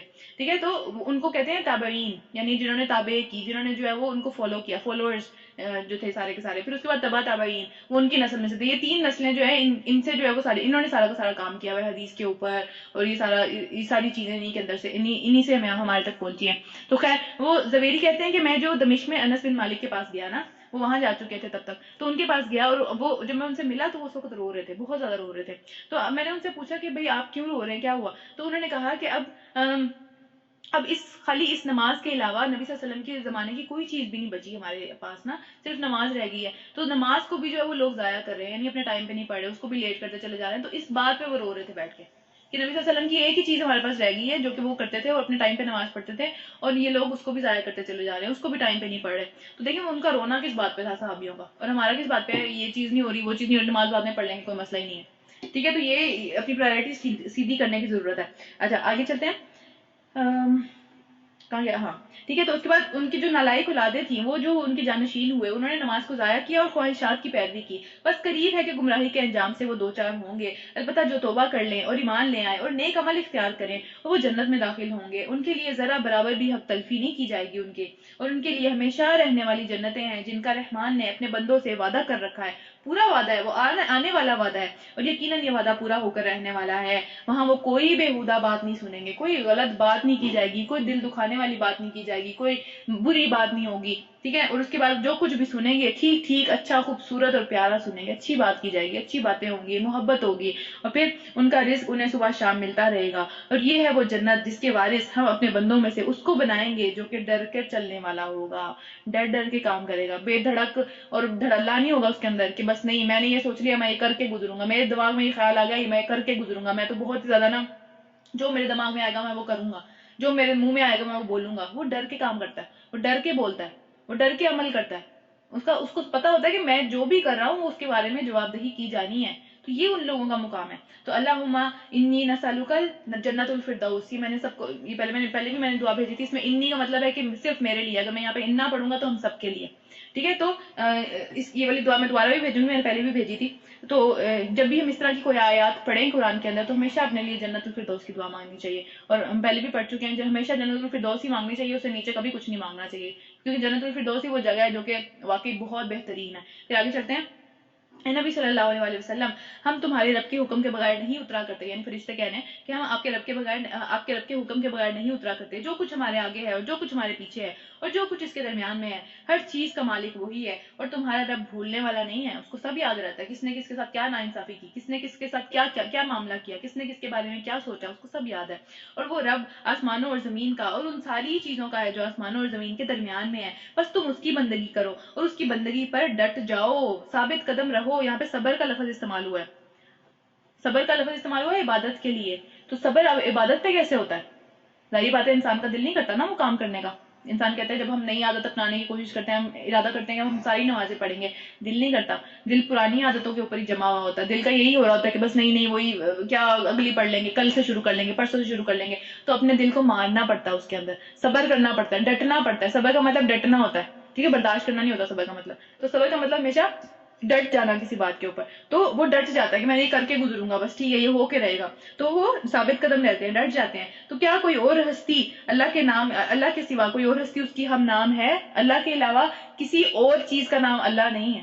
اللہ کے علاوہ کوئی بھی مخلوق، کوئی بھی ہستی، کوئی بھی بت، کسی چیز کا نام آج تک بھی اللہ نہیں ہے. صرف اللہ ہے، اس کے علاوہ کسی کا کوئی نام نہیں ہے اس طرح کا. پھر آگے چلتے ہیں. یہاں پہ رکو نمبر 4 ختم ہوتا ہے، 5 پہ شروع کرتے ہیں. انسان کہتا ہے کیا واقعی میں مر چکوں گا تو پھر زندہ کر کے نکالا جاؤں گا؟ کیا انسان کو یاد نہیں ہے کہ اس سے پہلے بھی ہم اس کو پیدا کر چکے ہیں، جبکہ وہ ذروں میں بٹا ہوا تھا، جبکہ وہ کچھ بھی نہیں تھا، اس کا کوئی وجود ہی نہیں تھا. اب تو پھر ایک سمجھ لیں کہ ایک بلو پرنٹ موجود ہے کہ بھئی اس طرح کا انسان تھا. جب زیرو سے پیدا کرنا مشکل ہے، یا پھر جب ایک بلو پرنٹ موجود ہے تب اس سے پیدا کرنا مشکل ہے. تو تیرے رب کی قسم ہم ضرور ان سب کو اور ان کے ساتھ شیاطین کو بھی گھیر کر لائیں گے جن کو وہ فالو کرتے چلے جا رہے ہیں. پھر جہنم کے گرد لا کر ان سب کو گھٹنوں کے بل گرا دیں گے. کتنی ڈرونی باتیں ہیں یہ ساری کی ساری. اور پھر ہر گروہ میں سے ہر اس شخص کو چھانٹ لیں گے جو کہ رحمان کے اللہ کے مقابلے میں زیادہ سرکش لیڈر بنا ہوا تھا. جو اپنے آپ کو کہتا تھا نا کہ میں تم لوگوں کا لیڈر ہوں، مجھے فالو کرو، شیطانی راستے پہ وہ خود بھی چل رہا تھا، لیکن اس نے جو ہے وہ ایک پوری فالوئنگ کو گمراہ کر دیا. اس نے کہا کہ میں جو ہوں یہ بالکل بھی کنسیڈر نہیں کرتا کہ واقعی اللہ پہ ایمان لانا چاہیے، اور لوگ اس کی دیکھا دیکھی ایمان نہیں لے کے آئے. تو اللہ تعالیٰ ہمیشہ ہر گروہ کے اندر سے اس بندے کو اٹھا لیں گے کہ یہ تھا جو برائی کی طرف لے کے جا رہا تھا ان سب کو، تو اس کو پکڑ لیں گے سب سے پہلے. اور پھر ہم یہ جانتے ہیں کہ اس میں سے کون سب سے بڑھ کر جہنم میں جھونک کے جانے کا مستحق ہے.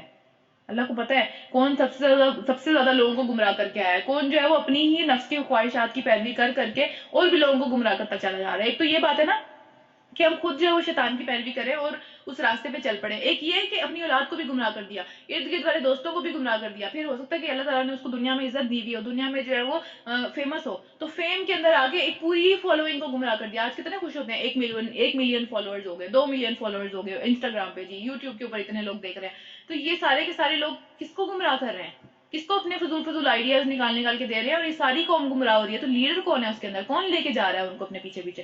تو یہ وہ بندہ ہے. پھر اس کے بعد کیا ہے؟ تم میں سے کوئی ایسا نہیں جس کا گزر جہنم پہ نہ ہو. ہر بندے نے گزرنا جہنم کے اوپر سے، کیونکہ اس کے اوپر تو پل صراط ہے.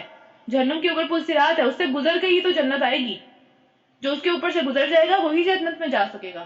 تو اس کے بارے میں حدیث میں ہمیں پتہ چلتا ہے کہ نبی صلی اللہ علیہ وسلم نے بتایا کہ تمام انسان جہنم کے اوپر سے گزریں گے اور پھر وہاں سے اپنے اعمال کے مطابق نکلیں گے. یعنی جس کے اچھے اعمال ہوں گے وہ دوڑ کے نکل جائے گا، سپیڈ میں نکل جائے گا. جس کے جو ہے وہ مطلب پلک جھپکتے ہی وہ گزر جائے گا اس کے اوپر سے. اور جس کے اچھے نہیں ہوں گے وہ رینگ کے گرتا پڑتا مشکلوں سے پہنچے گا. اور جس کے بالکل ہی جو معاملہ ہی نہیں ہوگا اس کا، تو وہ اس کے اندر گر جائے گا، نیچے جہنم میں گر جائے گا. اور پھر اس کے بعد میں جو ہے وہ عبداللہ بن صف اپنے سر جو ہے وہ اپنی بیوی کے گود میں رکھا ہوا تھا. انہوں نے، یہ بھی مطلب تابعین کے اندر سے ہیں، تو انہوں نے کہا اپنا سر جو ہے اپنی بیوی کے گود میں رکھا ہوا تھا، ایک دم سے رونے لگے نا. تو بیوی نے پوچھا کہ آپ کیوں رو رہے ہیں؟ بیوی بھی رونے لگی. بیویوں کو ویسے ہی رونے کا بڑا شوق ہوتا ہے عام طور پہ.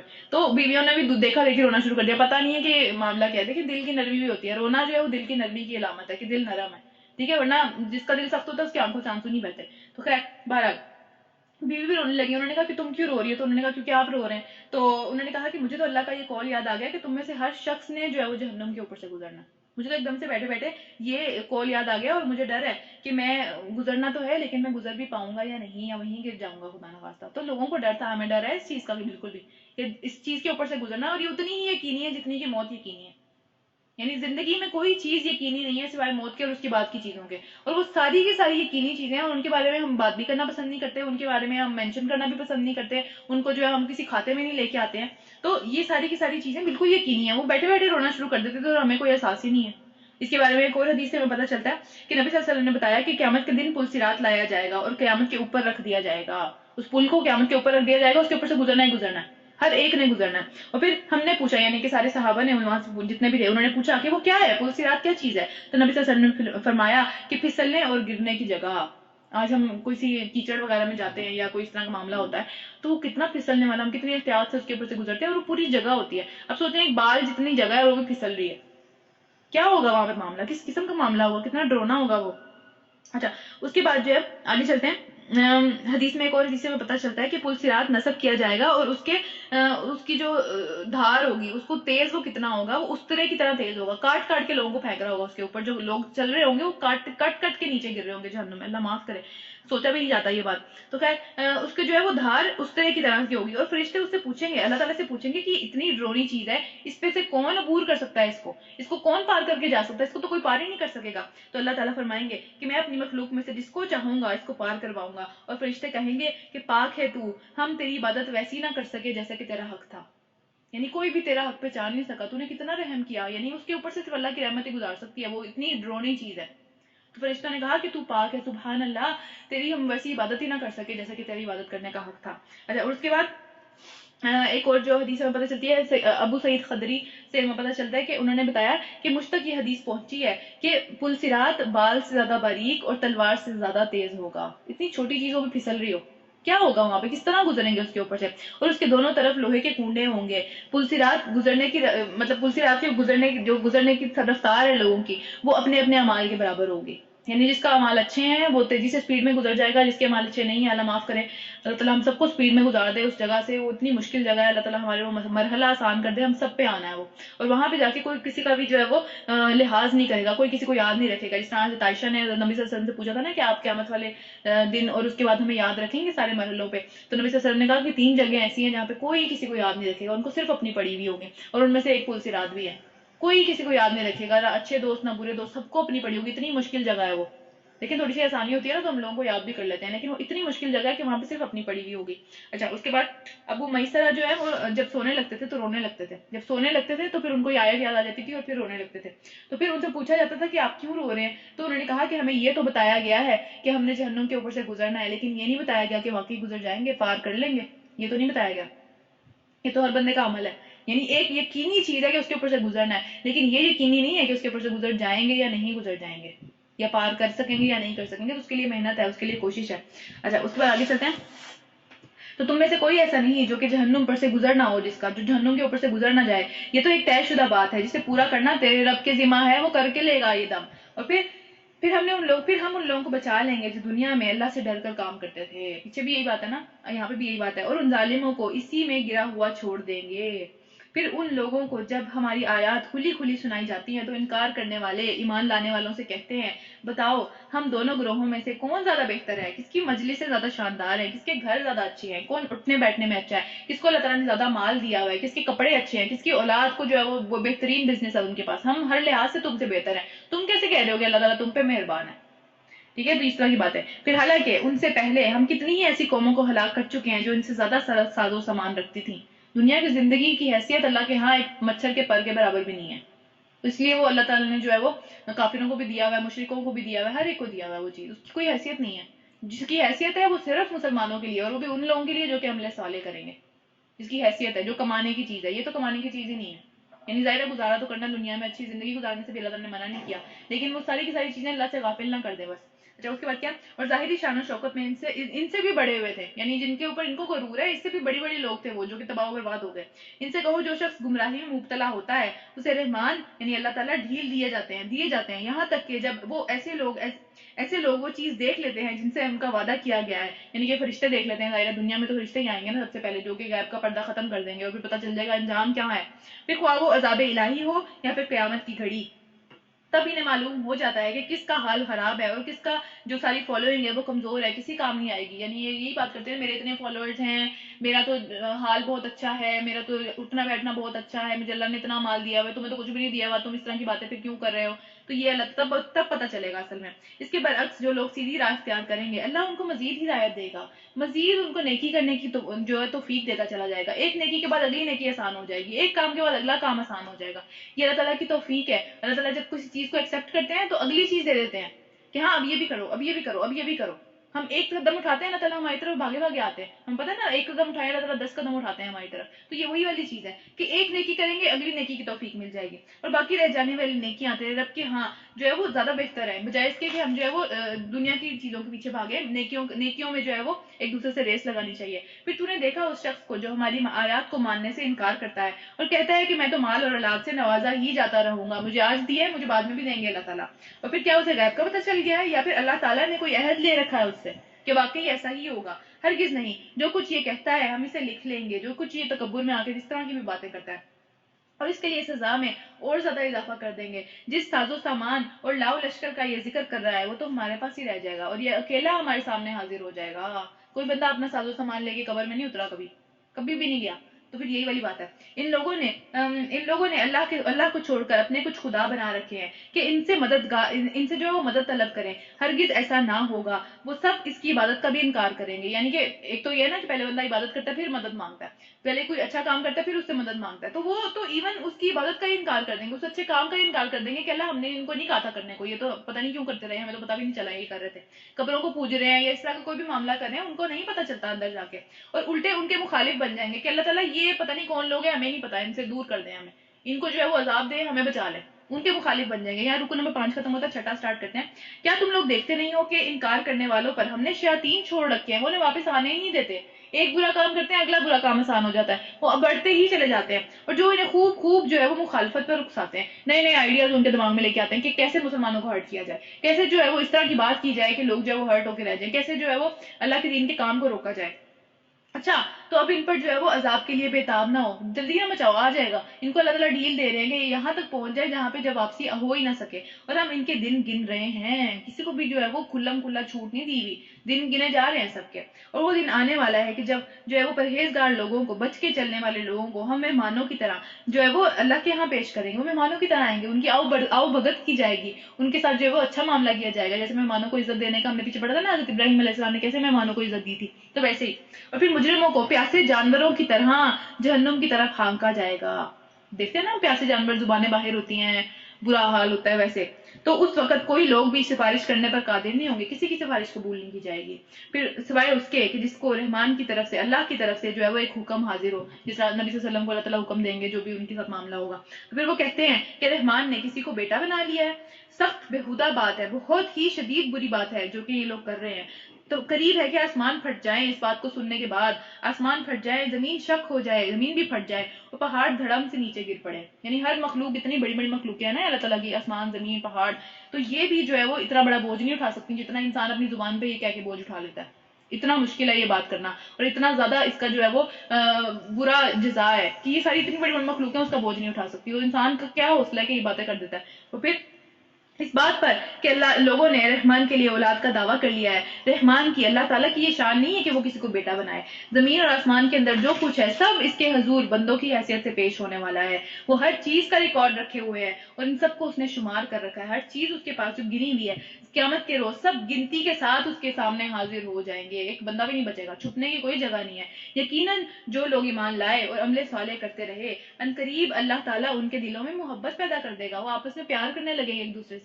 تو مومنین کی جو آپس میں محبت ہوتی ہے نا، جو اللہ کی راہ پہ چل رہے ہوتے ہیں، ان سب کی آپس میں ایک قدرتی محبت ہوتی ہے ان سب کو آپس میں، تو وہ اللہ تعالیٰ کی بہت پیاری دین ہے۔ اس میں پھر جو ہے وہ حرم بن حیان کہتے ہیں کہ جو بندہ اللہ کے اپنے دل سے اللہ کی جو ہے وہ بندگی میں لگ جاتا ہے، اللہ سے محبت کرتا ہے، تو اللہ جو ہے وہ اس کے بندوں کے درمیان میں اس کے لیے محبت پیدا کر دیتا ہے۔ اور ایک بڑی فیمس حدیث ہے، سب نے میرے خیال سے سنی ہوئی ہوگی، کہ اللہ تعالیٰ جب کسی سے محبت کرتے ہیں، کسی انسان سے، تو کیا کرتے ہیں کہ جبرائیل علیہ السلام کو بلاتے ہیں، سب سے اچھے، سب سے بڑے، ایک اعلیٰ درجے کے فرشتے جو ہے وہ جبرائیل علیہ السلام ہے نا، تو ان کو بلاتے ہیں اور ان کو بتاتے ہیں کہ مجھے اس کلام پڑھنے سے بہت محبت ہے، اور پھر جبرائیل علیہ السلام جو ہے وہ ساتویں آسمان پہ چرچا مٹ جاتا ہے، شور مٹ جاتا ہے کہ اللہ تعالیٰ کو اس بندے سے محبت ہے، وہاں سے آوازیں چھٹے آسمان پہ جاتی ہیں، ان کو پتہ چل جاتا ہے، چھٹے سے جو ہے وہ پانچویں پہ، پانچویں سے چوتھے پہ، تیسرے پہ، دوسرے پہ، پھر ایسا ہوتا ہے کہ یہ بات جو ہے وہ زمین والے آسمان تک پہنچ جاتی ہے، یعنی کہ جو ہمارا آسمان ہمیں نظر آتا ہے، پتہ نہیں یہ کہاں تک ہے، ہمیں نہیں پتا، بہرحال تو یہاں تک بات پہنچ جاتی ہے، اور پھر آسمان سے کرتے کرتے زمین تک آ جاتی ہے وہ بات، اور زمین کی ہر مخلوق سے جو ہے نا وہ اس بندے سے محبت کرنے لگتی ہے، اور اس میں شامل انسان بھی ہیں، تو انسانوں کی بھی جو محبت ہوتی ہے، انسان اگر کسی ایسے بندے سے محبت کریں جو کہ دین کا کوئی کام کرنے میں لگا ہوا ہے یا کوئی اس طرح کا معاملہ ہے، تو یہ اس چیز کی گواہی ہے، یہ اس چیز کی دنیا میں اللہ تعالیٰ کا سمجھنے کے ایک اس کے اوپر ایک نشانی ہے کہ اللہ اس بندے سے محبت کرتا ہے، کہ آؤٹ آف بلو محبت آ جاتی ہے اس بندے کے اس بندے کے لیے نا دل کے اندر، تو یہ ساری چیزیں، تو اللہ تعالیٰ کیا کہہ رہے ہیں کہ عنقریب اللہ تعالیٰ ان کے لیے دلوں میں محبت پیدا کر دے گا، جو اس کام میں لگے ہوئے ہیں، جو کہ عمل صالح کریں، ایک دوسرے کو بھی عمل صالح کی ترغیب دیتے ہیں، اللہ تعالیٰ ان سب کے دل میں آپس میں محبت پیدا کر دے گا، وہ اللہ کے نام پہ ایک دوسرے سے جڑیں گے، وہ اللہ کے نام پہ ایک دوسرے سے محبت کریں گے، پھر ان کو کوئی الگ نہیں کر سکے گا۔ اور پھر بس اے نبی صلی اللہ علیہ وسلم، اس کلام کو ہم نے آسان کر کے تمہاری ہی زبان میں اس لیے نازل کیا کہ تم پرہیزگاروں کو، تقوی والوں کو، بچنے والوں کو خوشخبری دے دو، اور ہر دھرم اور ضدی لوگوں کو ڈرا دو، ان سے پہلے ہم کتنی ہی قوموں کو ہلاک کر چکے ہیں، پھر آج کہیں تم ان کا کوئی نشان پاتے ہو، یا ان کی کسی کو بھنک بھی سنائی دیتی ہے، جو اتنے بڑے بنے ہوئے تھے اپنی زندگیوں کے اندر، جن کو لگا کہ وہ خدا سے ٹکر لے لیں گے، جن کو لگا کہ وہ دین کی بات نہیں مانیں گے، تو پھر بھی اس دنیا میں ہنستے بستے رہیں گے، ان کی کوئی آج کوئی رمق، کوئی ان کی ایک نشان بھی باقی بچا ہے اس دنیا کے اندر؟ کون آ گیا؟ کہاں چلے گئے وہ سارے کے سارے لوگ؟ تو یہ دنیا میں بڑا بننا، دنیا میں اپنے آپ کو کچھ سمجھنا، یہ دنیا اس قابل نہیں ہے۔ اچھی بات اور بہترین ایک انسان کا جو طرز عمل ہے وہ یہی ہے کہ اللہ کے سامنے جھک جائے، کیونکہ اس سے دنیا بھی سنور جائے گی اور آخرت بھی سنور جائے گی۔